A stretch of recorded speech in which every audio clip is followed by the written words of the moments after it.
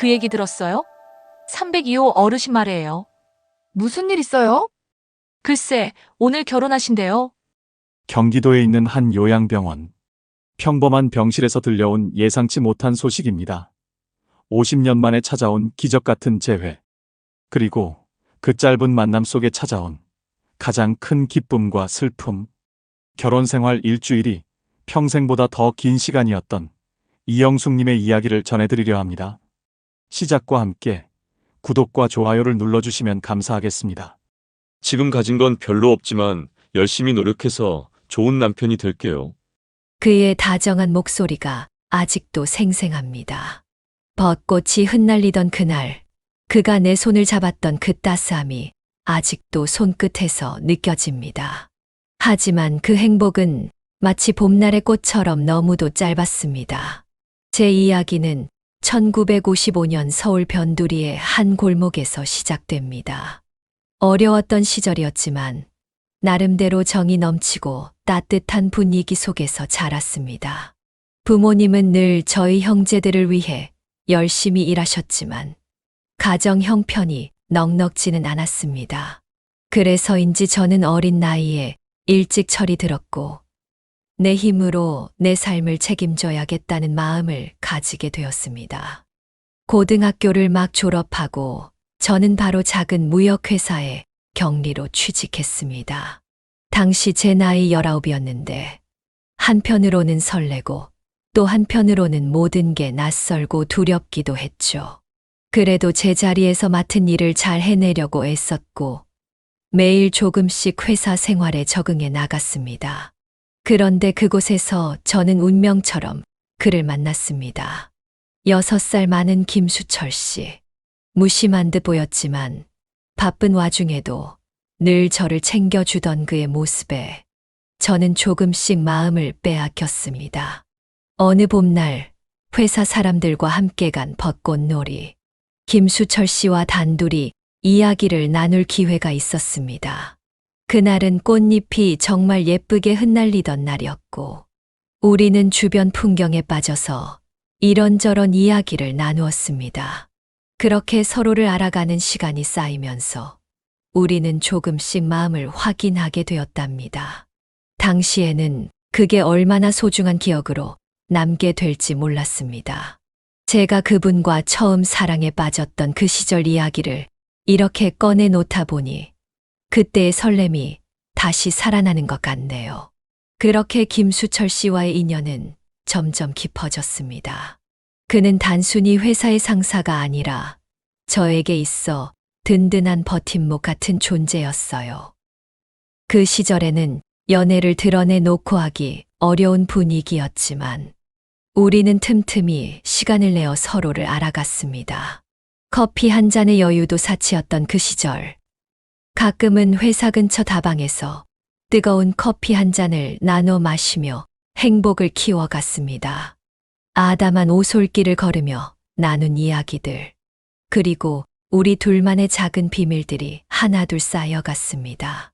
그분은 늘 가족 이야기를 많이 했는데 특히 병환 중이셨던 어머니에 대한 걱정을 자주 털어놓았습니다.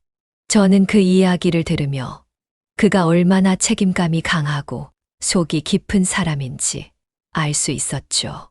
그러던 어느 날 제게 아주 조심스럽게 결혼 이야기를 꺼냈습니다. 내가 지금 가진 건 별로 없지만 열심히 노력해서 좋은 남편이 되고 싶어요. 그의 말에 제 마음이 뭉클했어요. 저 역시 그분과 평생을 함께하고 싶다는 생각이 들었고 소박하지만 진심 어린 약속을 나눴습니다. 그러나 행복했던 시간은 오래가지 못했습니다. 몇 주 뒤 그는 갑자기 저를 조용히 불러 중요한 이야기를 꺼냈습니다. 어머니의 간경화가 급격히 악화되셨고 수술비를 마련하기 위해 중동으로 떠날 수밖에 없다는 이야기였습니다. 그의 눈빛은 단호했지만 그 안에 담긴 슬픔을 저는 읽을 수 있었습니다. 그날 그는 제게 작은 은반지를 건넸습니다. 값비싼 반지는 아니었지만 저희 둘만의 약속을 담은 소중한 물건이었어요.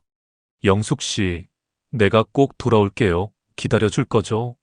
저는 말없이 고개를 끄덕였습니다. 그것이 우리의 마지막이 될 줄은 그때는 몰랐습니다. 지금 돌이켜보면 그 순간은 제 인생에서 가장 힘든 이별 중 하나였던 것 같습니다. 그렇게 그는 먼 길을 떠났고 저는 서울에 남아 그의 무사귀환을 빌며 하루하루를 살아갔습니다. 그의 편지가 오기를 기다리며 벚꽃이 다시 필 그날을 꿈꾸었습니다. 하지만 그 기다림은 생각보다 훨씬 길어지고 결국 제게 예상치 못한 삶이 찾아오게 되었습니다. 그가 떠난 후 일상은 그야말로 공허함 그 자체였습니다. 그의 자리는 비어 있었고 회사 안에서도 그의 흔적이 곳곳에 남아 있었습니다. 하지만 마음 한 구석에는 반드시 돌아올 것이라는 희망이 자리 잡고 있었기에 저는 버텨낼 수 있었습니다.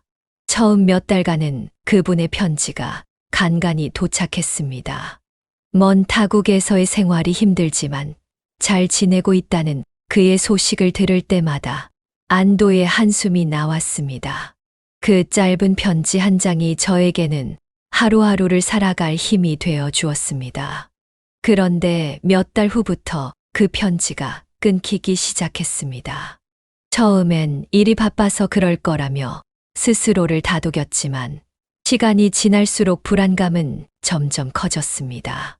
그러던 어느 날 제 몸에 이상한 변화를 느꼈습니다. 평소와 다르게 쉽게 피곤해지고 어지럼증까지 느껴졌어요.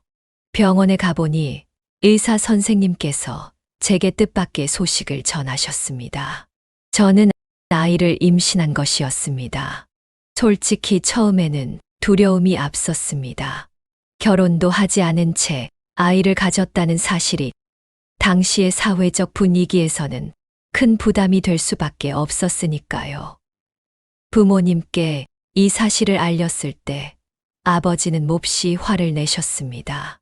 남자도 없이 애를 키우겠다는 거냐며 절대 받아들일 수 없다고 단호히 말씀하셨죠. 하지만 저는 포기할 수 없었습니다. 그 아이는 그분과 저의 사랑의 결실이었고 저에게 주어진 소중한 생명이었습니다. 아무리 힘들더라도 이 아이를 지키겠다는 결심을 했습니다.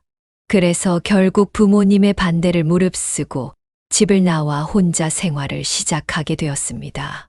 작은 단칸방을 얻어 살면서 아이를 맞을 준비를 했습니다. 생계를 꾸려야 했기에 낮에는 회사에서 일하고 저녁에는 가정집에서 빨래나 청소 같은 일을 병행하며 돈을 모았습니다. 힘들고 고단한 나날이었지만 뱃속에서 느껴지는 아이의 움직임은 저를 버티게 해주는 원동력이었습니다. 저는 매일 기도했습니다. 그분이 무사히 돌아와 주기를, 그리고 우리가 함께 이 아이를 키울 수 있기를 말이죠. 하지만 그분의 소식은 여전히 끊긴 상태였고, 저는 점점 그를 기다리는 시간이 끝없이 길어질 것 같다는 예감에 사로잡히기 시작했습니다. 그렇게 제 딸 윤희가 세상에 태어났습니다. 처음 몇 달 동안은 밤낮 없이 이어지는 육아로 정말 눈코 뜰 새가 없었어요. 혼자 아이를 낳아 키운다는 건 말로 표현할 수 없을 만큼 힘든 일이었습니다. 가슴에 안겨있는 작은 생명을 바라보며 울기도 하고 웃기도 했지요. 아이는 정말 작고 연약했지만 저는 그 아이를 위해서라면 무엇이든 할 수 있을 것 같은 강한 의지를 느꼈습니다. 그렇게 아이와 저는 험한 세상을 함께 의지하며 살아갔습니다. 하지만 제 마음을 가장 무겁게 했던 건 아이의 아빠에 대한 질문이었습니다. 윤희가 조금씩 자라면서 아빠는 어디 있어요라고 물을 날이 올까봐 그 생각만으로도 가슴이 무거워졌습니다. 생계를 꾸리는 일도 녹록지 않았습니다. 작은 가게를 열어 하루하루를 버텨나갔는데 가게를 운영하면서도 아이를 키워야 했기 때문에 항상 시간에 쫓기곤 했습니다. 동네 어르신들이나 손님들이 아빠 없이 애를 키운다니 대단하다며 위로를 건네주기도 했지만 한편으로는 은근히 안타까운 시선을 보내기도 했습니다. 그럴 때면 저는 늘 애써 웃으며 잘 키울 수 있어요라고 말했지만 속으로는 고단함과 외로움을 삼켜야 했습니다. 제일 힘들었던 순간은 딸에게 해줄 수 있는 게 부족하다고 느낄 때였습니다. 겨울이 되면 따뜻한 옷 한 벌 제대로 사주지 못할 때가 있었고, 여름이면 다른 아이들이 바닷가로 놀러 가는 걸 보며 윤희가 부러워할 때도 있었죠.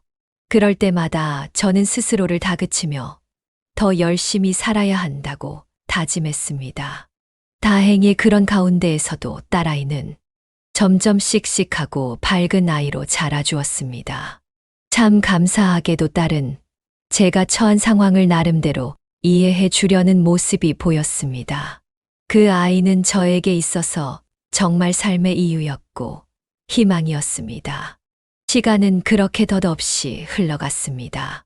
저희 모녀의 삶은 고단했지만 그래도 나름대로 평범한 일상이 이어지고 있었습니다. 그러나 저희 마음속에는 여전히 그분에 대한 그리움과 작은 희망의 끈이 남아 있었습니다. 정말 돌아올 거라는, 언젠가 다시 만나게 될 거라는 믿음 말이죠. 시간은 참 빠르게 흘렀습니다. 어느덧 윤희는 중학생이 되었고 저는 조금 더 안정된 일상을 만들어 가고 있었습니다. 윤희는 공부를 참 잘하는 아이였습니다. 매사에 열심히 하는 모습을 보면 제가 기억하는 그분의 모습이 떠올라서 마음이 아려왔습니다. 그리고 중학교에 들어가고 나서 저를 힘들게 하는 순간이 찾아왔습니다. 어느 날 침대에 누워 천장을 바라보며 조용히 말했습니다. 엄마, 우리 아빠는 왜 우리랑 안 사는 거예요? 내가 뭘 잘못했어요? 그 말을 듣는 순간 제 심장이 철렁 내려앉는 것 같았습니다. 예상했던 질문이었지만 막상 그 순간을 마주하니 어떻게 대답해야 할지 모르겠더군요. 저는 한참을 망설이다가 딸아이의 옆에 앉아 손을 꼭 잡아주며 말했습니다. 네 잘못이 아니야. 아빠는 정말 좋은 분이셨어. 엄마도 아빠를 정말 많이 사랑했고, 너도 아빠의 사랑을 많이 받고 태어난 거야. 다만, 아빠가 멀리 떠나셔야 했고, 지금은 우리 곁에 계시지 못하는 거란다. 딸은 제 말을 듣고 한동안 말이 없었습니다. 그러다 떨리는 목소리로 속삭이듯 말했습니다. 엄마, 친구들이 아빠랑 놀러 간 얘기할 때마다 숨고 싶었어요. 내가 뭔가 잘못해서 아빠가 안 계신 줄 알았어요. 마침내 참았던 눈물이 윤희의 뺨을 타고 흘러내렸습니다. 작디 작은 아이의 어깨를 꼭 끌어안았습니다. 아이의 눈빛에는 여전히 궁금함과 어딘가 서운한 마음이 담겨 있는 것 같았습니다. 저는 딸이 느꼈을 혼란스러운 감정을 떠올리며 미안한 마음이 들었어요. 그날 밤 윤희가 잠든 후 저는 오랜만에 그분이 떠나던 날을 떠올렸습니다. 그날의 약속이 그의 진심이 거짓이 아니었다는 걸 제가 누구보다도 잘 알고 있었으니까요. 딸아이는 시간이 지날수록 더 성숙해졌습니다. 고등학교에 진학하면서 교사가 되고 싶다고 말했을 때 저는 깜짝 놀랐습니다. 아버지의 부재 속에서도 묵묵히 자신의 길을 걸어가려는 딸의 모습이 대견하기도 했고, 조금 더 잘해주지 못한 엄마로서 미안함도 컸습니다. 그러던 어느 날, 저희 가게로 우연히 찾아온 손님과의 대화가 제 삶을 다시 한번 크게 흔들어 놓았습니다. 손님은 중동에서 건설 현장 일을 하다 돌아오신 분이었는데, 그곳에서 있었던 이야기를 들려주었습니다. 그때 큰 사고가 있었지요. 한국인들이 많이 다쳤다고 들었어요. 그 시기는 그분과 연락이 끊겼던 때와 정확히 일치했습니다. 저는 그 이야기를 들으며 심장이 요동치기 시작했습니다. 그날 밤 저는 그분이 살아있을지도 모른다는 희망에 잠을 이루지 못했습니다. 시간이 지나면서도 그날 가게에서 들었던 이야기가 제 머릿속에서 떠나지 않았습니다. 그분이 아직 살아 계신 걸까? 라는 생각이 끊임없이 맴돌았어요. 하지만 동시에 그가 왜 저희 곁으로 돌아오지 않았는지에 대한 의문과 서운한 생각이 들었습니다. 딸아이 하나만 바라보며 하루하루를 버티다 보니 세월은 빠르게도 흘렀습니다. 너무 앞만 보고 달렸던 걸까요? 어느 순간 저는 멈춰설 수밖에 없었습니다. 허리가 휘어지고 무릎 관절염에 골다공증까지 찾아왔습니다. 저도 이제 나이가 들었던 거죠. 결국 갑작스러운 허리 통증으로 요양병원에 입원하게 되었습니다. 그래도 감사했습니다. 딸은 저와 다르게 평범한 가정을 꾸릴 수 있었으니까요. 딸은 어엿한 중학교 선생님이 되었고, 다정하고 성실한 신랑을 만나 결혼을 했습니다.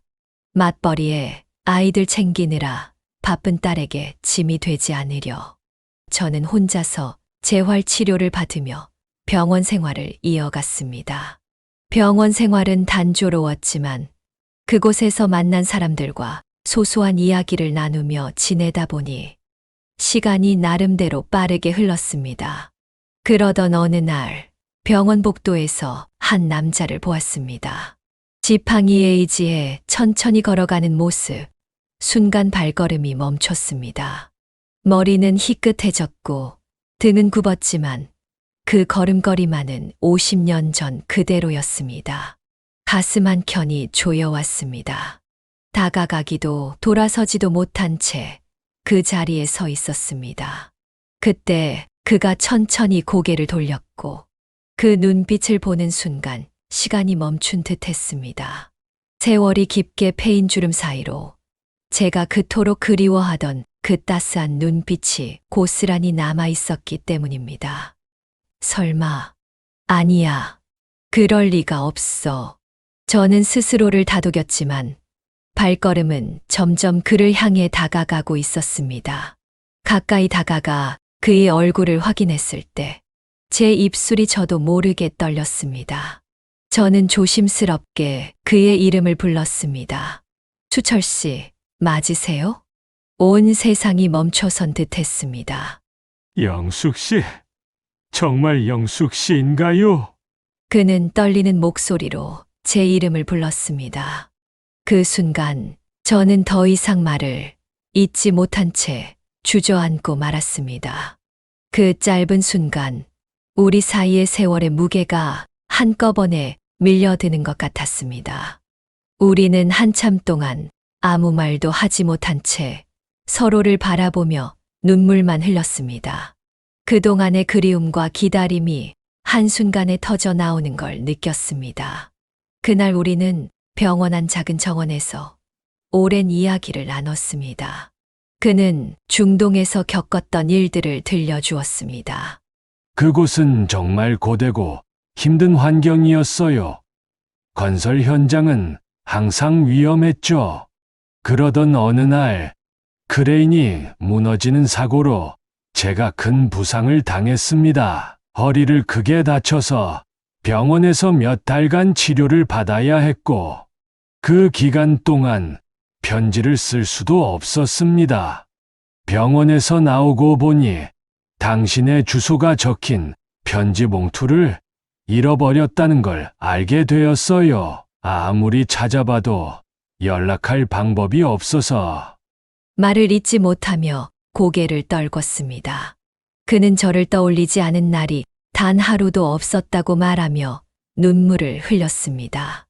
그의 말을 들으며 저 역시 그동안의 외로움과 그리움을 쏟아냈습니다. 그렇게 우리는 50년 만에 다시 만났습니다. 벚꽃이 필 때마다 떠올렸던 그 사람과의 재회는 기적과도 같았습니다. 그러나 만남의 기쁨도 잠시. 그분과 재회 이후 저는 고민에 휩싸였습니다. 그에게 딸의 존재를 어떻게 알려야 할지, 또 윤희에게는 아버지의 존재를 어떻게 이야기해야 할지 밤새 뒤척이며 생각했습니다. 먼저 그분에게 조심스럽게 이야기를 꺼내기로 했습니다. 병원 정원에서 그와 마주 앉아 떨리는 목소리로 말을 꺼냈습니다. 당신이 떠난 후에 우리 아이가 있었어요. 그 말을 들은 그는 한동안 말을 잊지 못했습니다. 그리고는 주저앉듯 털썩 의자에 앉아 얼굴을 감쌌습니다. 내가 아버지였다고요? 우리 딸 윤희는 이제 어엿한 중학교 선생님이 되었어요. 그는 한참을 울었습니다. 우리 딸 한 번만이라도 볼 수 있을까요? 그의 목소리가 가늘게 떨렸습니다. 이제는 딸에게도 이야기해야 할 때였습니다. 어느 주말 윤희가 병원을 찾아온 날이었습니다. 밝은 얼굴로 저를 보며 엄마, 오늘 컨디션은 좀 어때요? 라고 묻는 딸에게 저는 한숨을 돌리고 입을 열었습니다. 엄마가 오늘 너한테 꼭 해주고 싶은 이야기가 있어. 딸은 제 말을 듣고 조금 놀란 눈치였지만 진지한 제 표정을 보고 고개를 끄덕였습니다.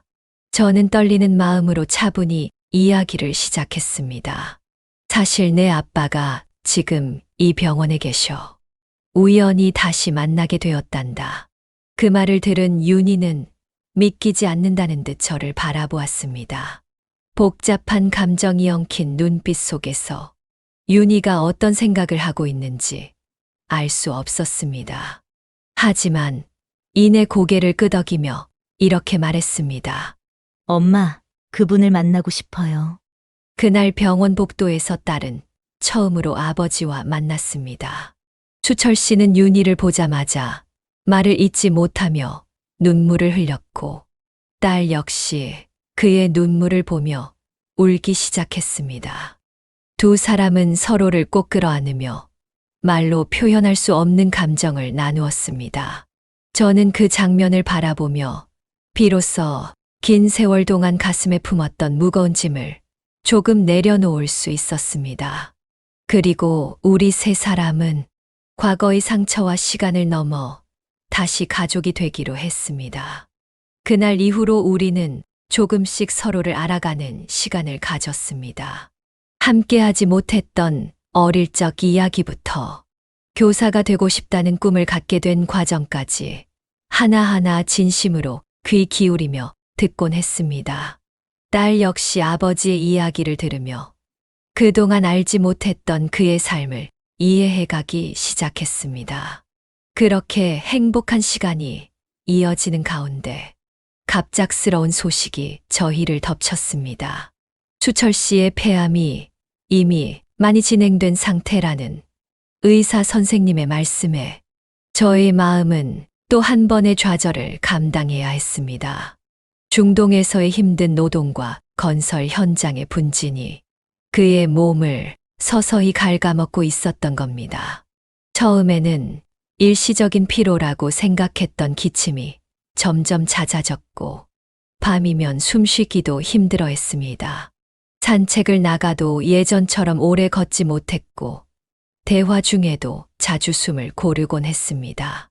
딸과 이야기를 나누고 싶은 마음은 간절한데 몸이 그 마음을 따라주지 않는 것이 보였습니다. 우리는 수철 씨의 건강이 점점 나빠지고 있다는 현실을 더 이상 외면할 수 없었습니다. 그는 자신의 시간이 얼마 남지 않았음을 알고 있었고 우리 모두 그것을 느끼고 있었습니다. 이제 막 찾은 소중한 가족인데 또다시 이별을 준비해야 한다는 사실이 너무나 가혹하게 느껴졌습니다. 어느 날 그분은 제게 조용히 말했습니다. 영숙 씨, 내가 떠나기 전에 하나만 부탁하고 싶어요. 당신과 결혼식을 올리고 싶습니다. 그의 말에 저는 한참 동안 말을 잊지 못했습니다. 긴 세월 동안 기다렸던 그 사랑을 이렇게나 늦게 다시 만나게 되었고 이제서야 비로소 부부로서의 인연을 맺고 싶다는 그의 진심이 가슴 깊이 전해졌습니다. 그날 밤 저는 긴 고민 끝에 결심했습니다. 그래요, 우리 결혼해요. 저도 평생 그날을 기다려왔어요. 결혼식 준비는 간소했지만 그 안에는 우리의 행복을 바라는 진심이 담겨 있었습니다. 병원장님의 도움으로 병원 내 작은 예배실에서 소박한 결혼식을 올리기로 했습니다. 드레스와 턱시도 같은 화려한 준비는 없었지만 그분은 깔끔한 셔츠를 입었고 저는 딸이 정성스레 준비해준 한복을 곱게 차려입었습니다. 그날의 결혼식은 정말 특별했습니다.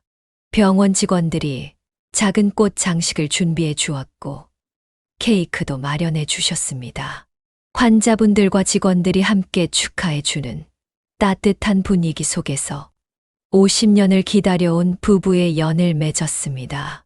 그분은 식이 시작되기 전 떨리는 손으로 제 손을 꼭 잡으며 이렇게 말했습니다. 영숙 씨, 내가 이제야 당신 곁에 설 수 있어서 너무 고마워요. 이 순간이 저의 마지막 행복일지도 모르겠지만 그래도 저는 후회가 없습니다. 그의 목소리는 한없이 부드러웠지만 그 속에 담긴 작별의 기운에 가슴이 미어졌습니다. 저는 애써 미소 지었지만 눈물이 차오르는 것을 막을 수 없었습니다. 결혼식이 진행되는 동안 저는 그분을 바라보았습니다. 형광등 불빛 아래서 빛나는 그분의 눈동자에는 오랜 시간이 무색하게 첫사랑의 설렘이 그대로 담겨 있었습니다.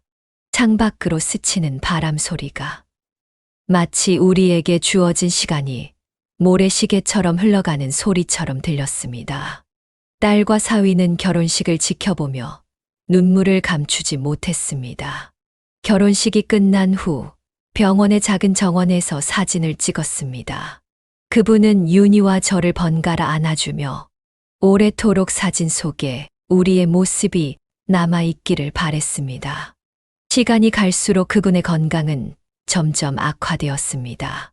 그는 눈앞의 행복을 놓지 않으려 애썼지만 저희는 그의 몸이 한계에 가까워지고 있다는 걸 알고 있었습니다. 그렇게 하루하루가 지나가던 어느 날, 제 손을 잡고 마지막으로 이렇게 말했습니다. 내가 참 행복했어요. 이게 내게 주어진 마지막 시간이지만 당신과 함께 할 수 있어서 정말 고마워요. 그의 목소리는 점점 작아졌고 마지막 숨을 내쉬기 전까지도 우리의 손을 놓지 않았습니다. 창밖으로 비치는 새벽빛 속에서 그는 평화로운 얼굴로 영원한 잠에 들었습니다. 마지막 순간까지도 그의 입가에는 따뜻한 미소가 남아 있었습니다. 그분이 떠난 후 저와 윤희는 한동안 그를 잃은 슬픔에서 벗어날 수 없었습니다. 병실 창가에 놓여 있던 그의 물건들을 정리할 때는 가슴이 무너져 내렸습니다. 그의 유품을 정리하던 날, 낡은 가죽 일기장 한 권을 발견했습니다. 떨리는 손으로 페이지를 넘기자 그 안에는 그분의 한평생이 고스란히 담겨 있었습니다. 오늘도 영숙 씨를 생각하며 하루를 시작했다. 창밖으로 보이는 붉은 사막 너머, 서울 하늘 아래 영숙 씨는 잘 지내고 있을까? 언젠가 꼭 다시 만나 이 마음을 전하고 싶다. 날짜도 없이 빼곡히 적혀 있는 그리움의 편지들. 저는 그제야 알았습니다. 제가 딸을 키우며 보냈던 시간처럼 그도 저를 생각하며 하루하루를 버텨왔다는 것을. 그토록 힘든 시간 속에서도 우리의 사랑은 각자의 가슴 한켠에서 살아 숨쉬고 있었던 겁니다. 이제 우리는 그분을 추억하며 살아갑니다. 딸은 아버지의 따뜻한 마음을 이어받아 더욱 헌신적인 교사가 되었고, 저는 매일 아침 그분의 사진을 보며 하루를 시작합니다. 그날 병원 예배실에서 늦게나마 맺은 부부의 연을 생각하며 납골당을 찾아가 이야기를 나눕니다. 인생은 참으로 예측할 수 없는 일들로 가득합니다. 누군가는 평생을 함께하고 또 누군가는 스쳐 지나가듯 만났다 헤어지기도 합니다. 하지만 저는 이제 알게 되었습니다. 진정한 사랑의 크기는 함께한 시간이 아닌 서로를 향한 마음의 깊이로 결정된다는 것을. 긴 세월 동안 우리는 서로를 잊지 못했습니다. 그리움으로 지새운 수많은 밤과 서로를 향한 변함없는 마음. 그 모든 기다림이 마지막 순간에 우리를 더욱 빛나게 해주었나 봅니다. 비록 짧은 만남이었지만 그 안에는 평생을 함께한 부부보다도 더 깊은 사랑이 담겨 있었으니까요. 이제 저는 더 이상 아쉬워하지 않습니다. 우리에게 주어진 시간은 짧았지만 그 시간은 평생을 기다린 두 사람의 사랑을 완벽하게 완성시켜 주었으니까요. 그리고 저는 믿습니다. 이런 순수한 사랑을 한 번이라도 경험해 본 사람은 결코 불행한 인생을 살았다고 할 수 없다는 것을요. 제 이야기를 여기서 마무리하려고 합니다. 항상 건강하시고 행복한 삶을 사시기 바랍니다. 지금까지 이영숙님의 애절한 사연이었습니다. 사랑은 때로 우리의 삶에 예기치 못한 기적을 가져다 줍니다.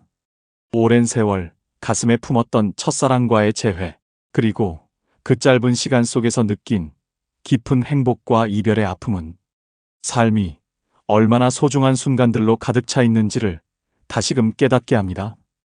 비록 짧았지만 깊고도 진실했던 사랑은 떠난 후에도 남아있는 사람들의 삶을 지탱하는 힘이 됩니다. 이 이야기는 단순히 한 분의 사연이 아닌 우리 모두의 가슴 속에 잠들어 있는 그리움과 사랑에 대한 이야기일 것입니다. 우리의 인생에는 수많은 만남과 이별이 있습니다. 때로는 아쉬움으로, 때로는 후회로 남는 순간들도 있지만 진심 어린 사랑만큼은 우리 삶의 가장 큰 선물이 되어줍니다.